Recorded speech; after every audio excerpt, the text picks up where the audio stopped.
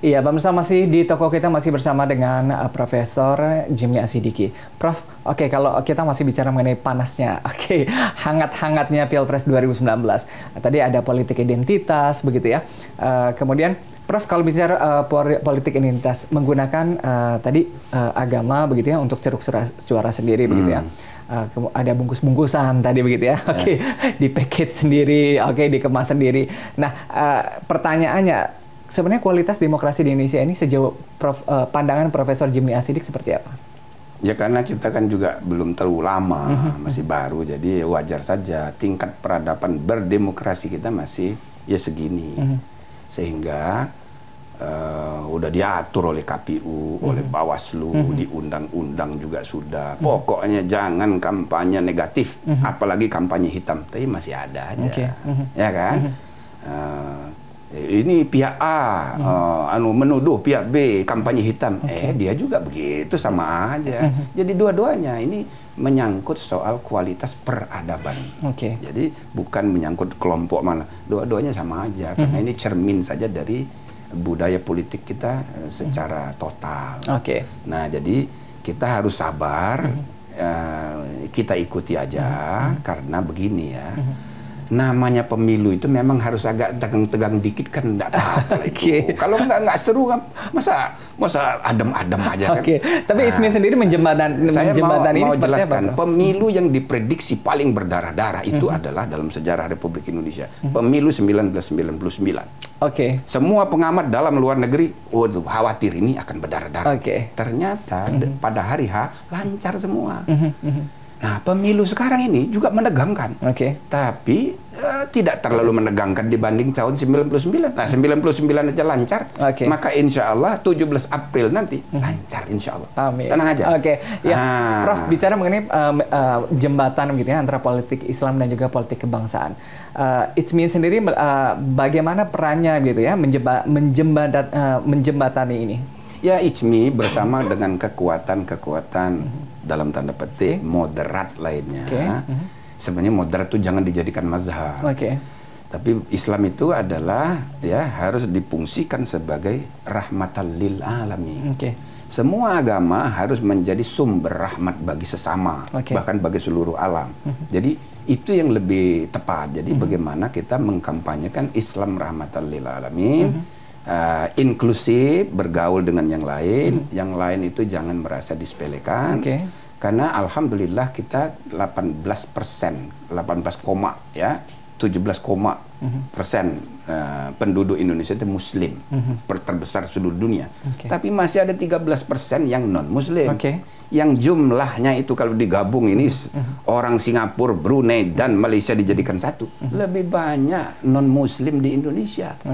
Jadi kita jangan bicara lagi soal sekedar mayoritas minoritas ya. Jumlahnya itu banyak sekali. Maka orang Islam bagaimanapun harus inklusif.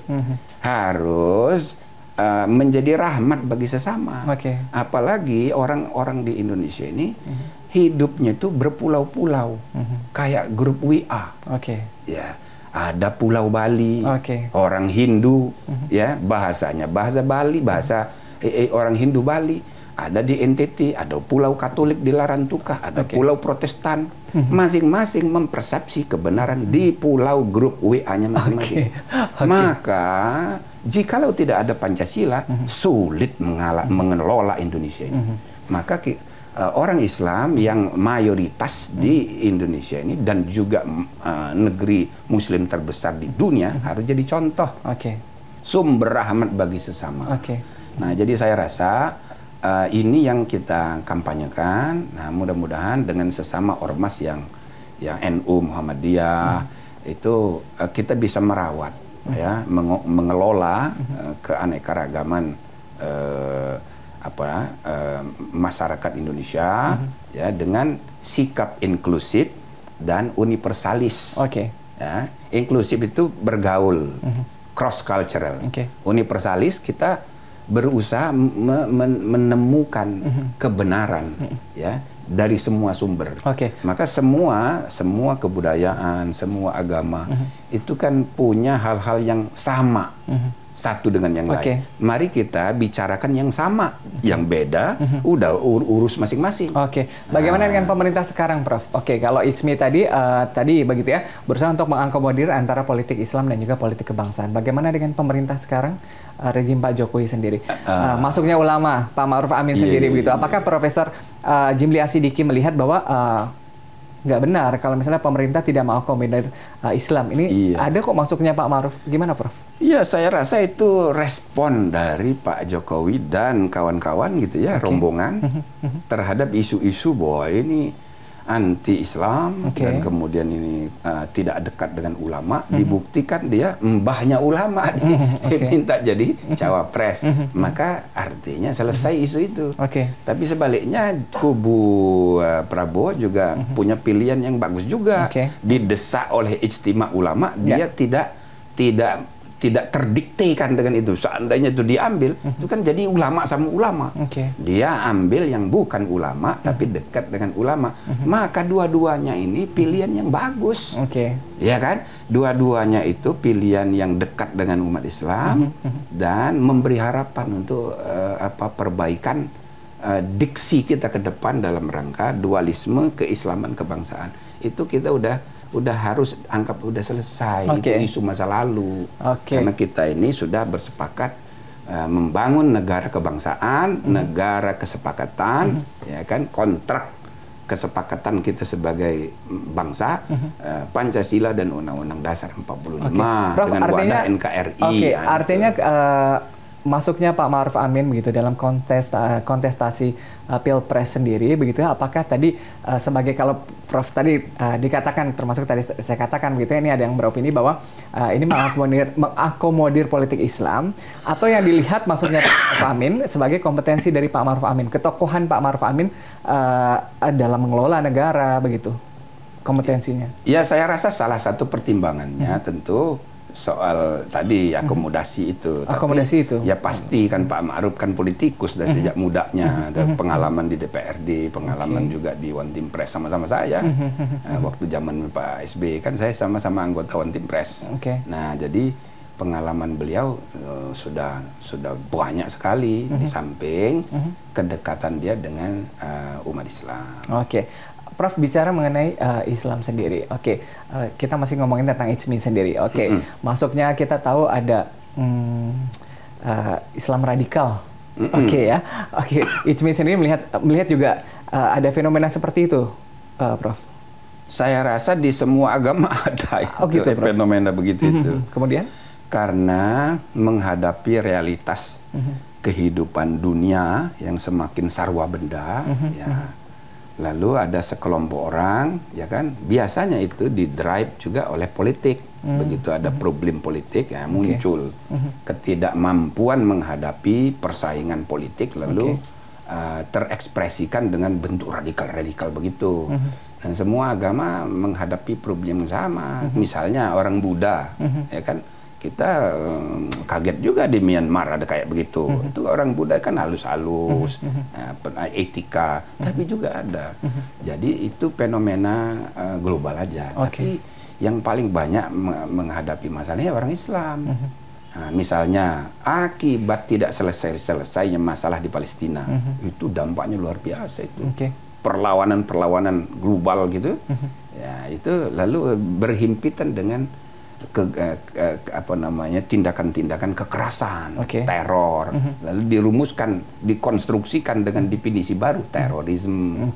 Nah, sedangkan di Timur Tengah pun muncul persaingan antara Sunni, Syiah, Wahabi, bahkan Saudi, coba lihat, nggak pernah perang, sekarang ikut perang, bahkan bersedia kolaborasi dengan Israel untuk menghadapi Iran.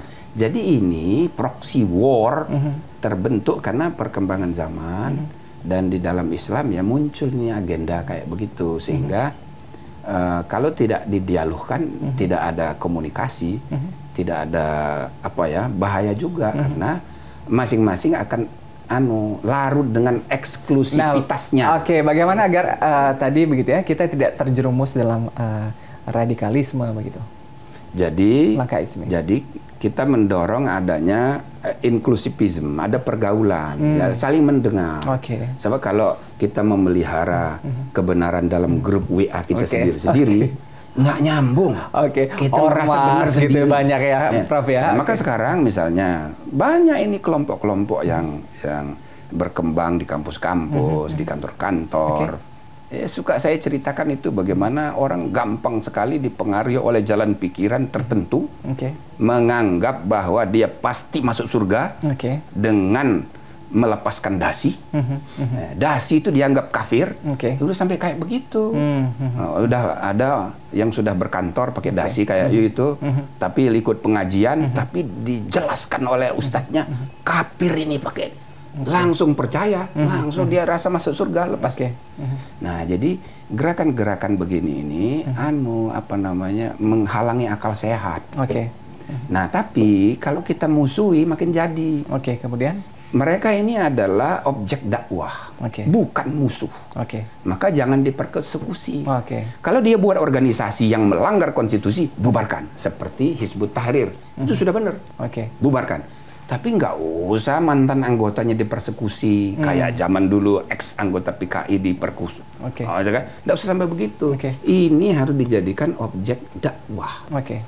Tugas para mubalik, para ulama semuanya, para tokoh masyarakat, buatlah ruang komunikasi dengan kelompok-kelompok yang keras ini, supaya ada dialog. Barangkali mereka belum pernah mendengar. Dan itu sudah dilakukan ISMI ya?